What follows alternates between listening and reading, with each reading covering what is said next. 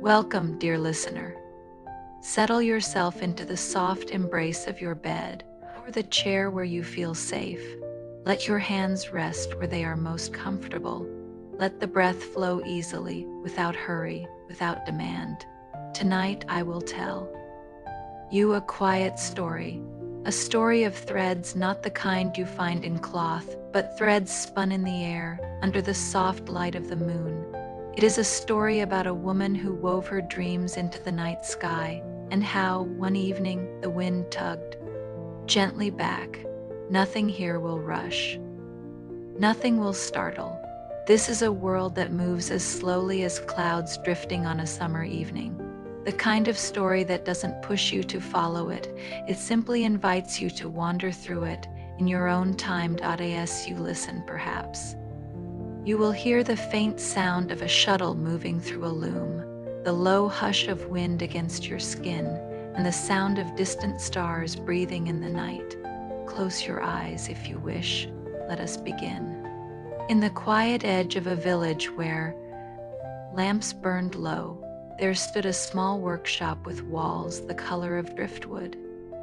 Its door was painted in faded blue, and its windows, no bigger than a handspan, were always left open at night to let the wind pass through. Inside, Mara sat before her loom. Her hands were steady, her shoulders slightly rounded in the way of someone used to the weight of quiet work.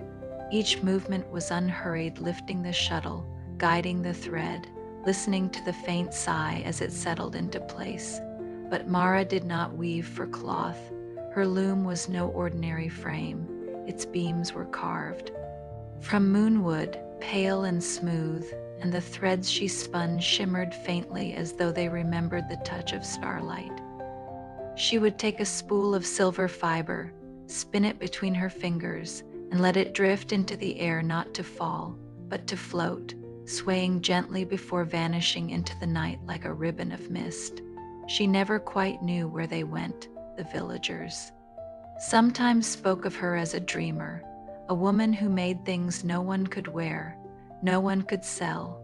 But Mara didn't mind. She wove for herself. She wove for the feeling of the wind taking hold of her threads, carrying them somewhere unseen. And perhaps, if she was honest with herself, she wove to feel less alone. Her days were filled with the quiet rhythm of tending her garden, mending small baskets for neighbors, and watching the light shift across the hills. But it was the nights that belonged to her. She would light a single lamp, pour herself a cup of warm tea with a hint of honey, and take her place before the loom. The silver thread would glisten under the soft flame, the air scented faintly with the dried lavender hanging by the window. And as she worked, she would sometimes whisper little words into the thread, not messages exactly, but small, wandering thoughts, the kind of words one might speak to the sea, knowing the waves will never answer. Tonight, the moon was thin and high. The air was cool, carrying with it the sound of distant leaves turning in the breeze. Mara's fingers moved slowly, the shuttle rocking in her palm.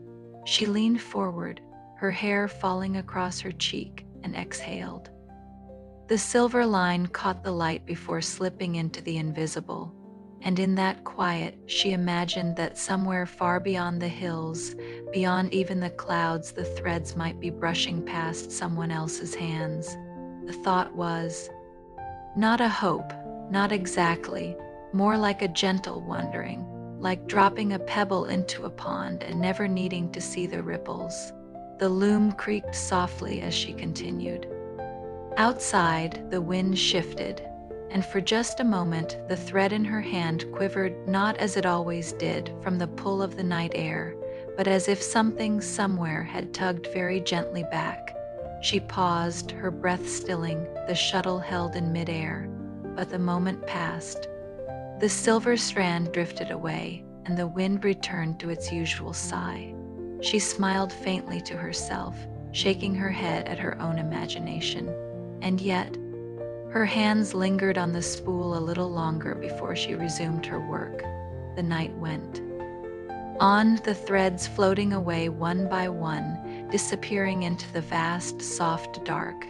And as the lamp's flame leaned lower, Mara whispered one more strand into the sky, not knowing that far above, something had already begun to weave its way back. To her, the next evening came with a softer light. The day had been warm, but by dusk a cool breath had begun to drift down from the hills. The village was unhurried in its settling shutters closed with soft wooden taps, the scent of baking bread lingering in the air, a cat stretching lazily. On a fence post, Mara stood for a while at her doorway before beginning her nightly weaving. She had left her tea to steep longer than usual, the steam curling gently upward in the fading light. Her gaze wandered to the distant sky, where the first stars had begun to show, faint as brushstrokes on deep indigo. There was nothing different about this night, not in the way the grass bent under the wind, nor in the way the moon rose over the ridge. And yet, some quiet part of her waited. When she finally settled at the loom, the air through the open window carried a peculiar stillness, as though it were listening. She lifted the shuttle, felt the familiar glide of thread over her fingers, and sent the first line into the night. The silver ribbon drifted outward, curling slightly in the wind before slipping into the unseen. The loom creaked gently, the sound steady and sure, like the turning of a slow clock. Mara wove again, the shuttle moving through the warp, the threads shimmering faintly before vanishing.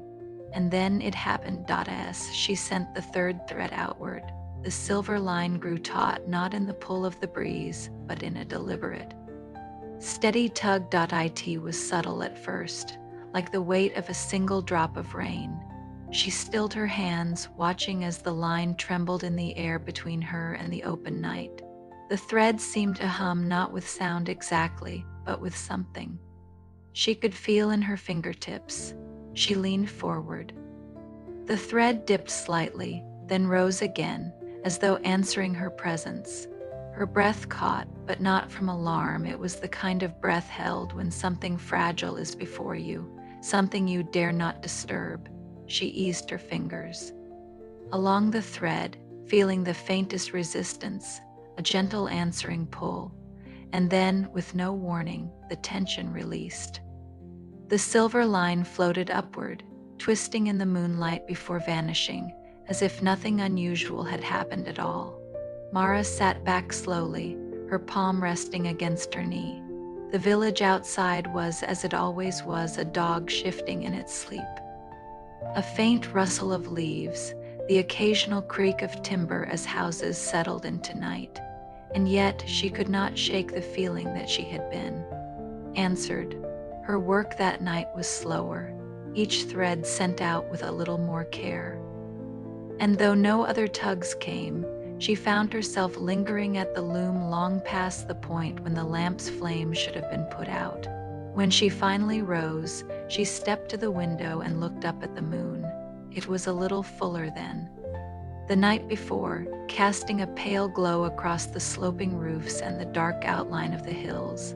Somewhere beyond those hills, perhaps far beyond, someone might have felt the same moment she had. Someone might have reached for the thread, held it for a breath, and let it go. As Mara closed the window, she made a quiet choice. Tomorrow night, she would weave not just thread into the air, she would weave something meant to be found. The mist lingered for several nights after that first answering tug. Each evening, Mara sat at her loom, fingers steady, breath slow, waiting for it, and each time it came. A faint pull, a patient reply, a presence. It was on the fourth night that she decided to follow it, not with her feet at first, but with her weaving. Instead of sending the thread upward and letting it vanish, she began tying small knots into it. Not strong ones, just little loops, like pauses in a sentence, a way of saying, "I am here, are you?" And the answer came in knots of its own, some close together, others spaced wide, as though the other hands at the far end were thinking, considering. Before each one by the end of the night, she had a line of silver thread leading out her window into the dark. The other end had vanished beyond the trees. It was on the seventh night that she stepped outside to see where it went. The air was cool, laced with the scent of pine and distant river water. The thread shimmered faintly in the moonlight, pulling her gaze along its path. She followed it across the quiet field, through the low grass still damp from the evening, and into the edge of the forest. There, in a small clearing, she saw him. A man sat on a low wooden stool, his own loom before him, not of moonwood, but of something darker, polished and almost black. His thread was not silver, but deep gray, like the color of shadows just before dawn. It glimmered faintly when it caught the light. He looked up as she stepped into the clearing. No words came at first. They only watched each other in the stillness. The two looms between them, the threads stretched and tied between their hands. The man's eyes were calm, with that softness that comes from someone who spends more time listening than speaking. He lifted his shuttle, and in the quiet air, the threads between them quivered the gentlest greeting. Mara smiled, a slow, small smile, and returned the gesture. The clearing seemed to hum, not with sound, but with a kind of recognition. And so they wove, not facing each other entirely, not speaking, just letting their hands move. Silver thread met shadow thread, not meeting not, until the space between them was strung with a web that caught the starlight like a net of dreams, somewhere. Above, the stars seemed to lean closer. The nights that followed became a kind of unspoken ritual. Mara would leave her workshop at dusk, spool of silver thread in hand, and walk the quiet path through the field to the forest clearing. There, beneath a canopy of pine and open sky, he would already be waiting, always with that same calm stillness, as though he had been sitting there for hours, listening to the sound of the night. They never arranged it. They never spoke of when to meet. Yet somehow they always arrived together. The man's name, she would learn one evening in the simplest of ways, was Elias. He told her only when she asked, his voice low, warm, and slow, as though the syllables themselves had been resting. For a long time before being spoken. Mara, he repeated, when she gave her own name in return. The way it sat in the air felt like a thread knotting gently into place. As they wove, they began to notice something curious. The knots they tied now, the small, deliberate markers in their threads, were not entirely new. They were patterns. Patterns they both somehow recognized. One evening, Mara paused with the shuttle in her hand, looking at the work stretched between them. "This one," she said softly, touching a loop tied weeks ago.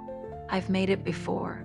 Elias looked up from his loom, eyes following her hand.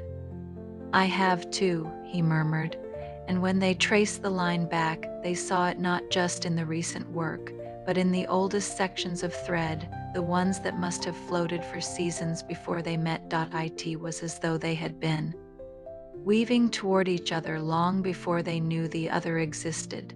Thread after thread, knot after knot, finding its way across distance and air, until one night the weaving finally drew them to the same place.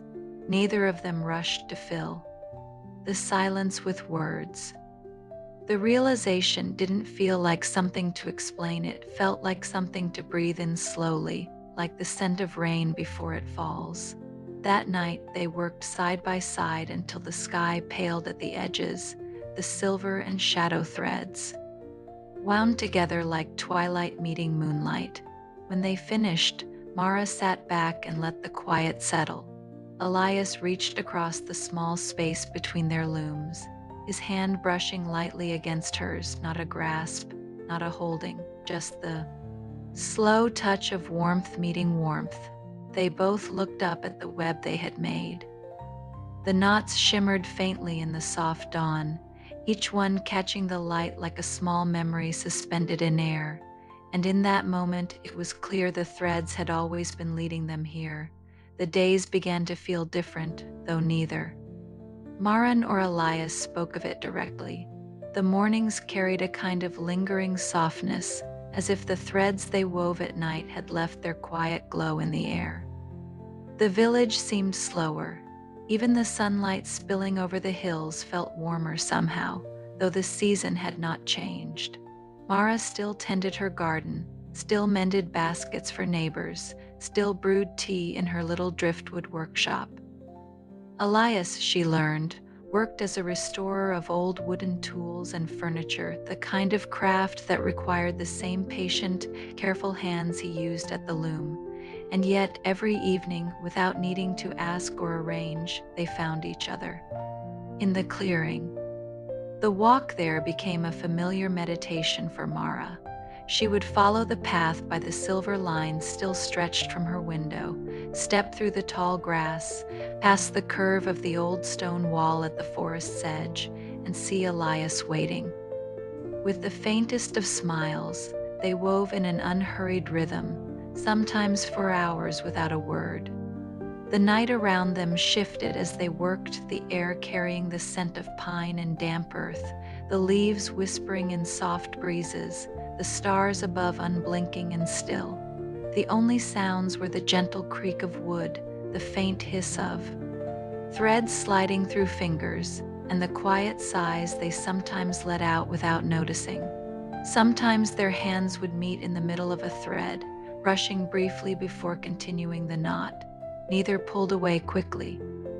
Instead, their fingers lingered just a breath longer than needed, letting the warmth stay. There were moments when Mara would pause to watch Elias as he worked, the way his gaze stayed steady on the thread, the slight furrow in his brow, the way he exhaled slowly before tying a knot. And Elias, without looking up, seemed to know she was watching. His mouth would lift just slightly at one corner, as though the knowing itself was a shared thread between them. One night, a light rain began to fall, the gentlest kind, more a hush than a shower. Neither moved to leave. The drops clung to their threads, beating them with tiny mirrors of moonlight. They kept weaving under the soft rhythm of rain, the scent of wet pine filling the clearing, the air cool but not cold. When the night grew too deep to see, they would simply stop, letting the unfinished threads sway between them, as if promising they would return. And they always did. In those hours, Mara realized, there was nothing to fix, nothing to seek, nothing to wait for. There was only this, the steady presence of another soul beside her, the weaving of silver and shadow, the night folding softly. Around them. It was enough. The summer began to lean toward autumn. The evenings carried a cooler edge now, the mist rolling in earlier, the moon rising with a deeper golden hue. The silver thread in Mara's hands seemed to catch that light differently, softer, warmer, as though it had learned to remember the glow of the hours they had shared. On a night when the air was perfectly still, she made her way to the clearing. Elias was already there, as he always was, his loom set, his hands resting in quiet readiness. But tonight, neither of them began right away. Instead, they sat for a while, listening to the subtle music of the forest, the faint rustle of small creatures in the undergrowth, the far-off call of an owl, the distant sigh of wind brushing the tops of trees. When they finally started weaving, it was slower than usual. Not because they were tired, but because they were tracing each knot with more care, letting each loop hold more than just thread. The silver and shadow strands met again and again, catching the starlight like drifting petals frozen in air. Mara noticed that the work was forming something new, a pattern neither of them had planned. Between the knots, the lines curved gently, weaving a shape that seemed almost like an endless path, curling back toward itself in quiet continuity. When the final knot was tied, they both set their shuttles down and stepped back. The web stretched above them now, anchored between their looms, floating just enough to sway in the faintest breeze. Each thread shimmered faintly in the moonlight, as though the stars themselves had placed their light there. Elias looked at her, and though no words passed, the air between them felt as complete as the weaving. Mara stepped closer, and their hands found each other naturally, not grasping, not holding tightly, but resting together, warm and still. They stood like that for a long time. The world around them seemed to fade into quiet layers, the sky holding the stars, the forest holding the night, and the two of them holding the space between. When they finally turned to leave, the web remained in the clearing, drifting lightly in the dark. It would stay there, perhaps for days, perhaps for longer, catching moonlight, catching dreams. Back at her workshop, Mara left the window open as she always did, the spool of silver thread resting on her table.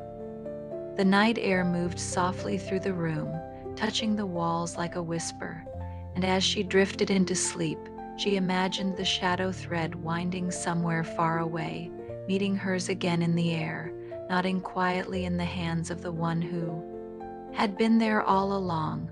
The sky, she thought, would always hold their work, and the night always would hum with the closeness they had woven together. And in that hum, she let go into dreams.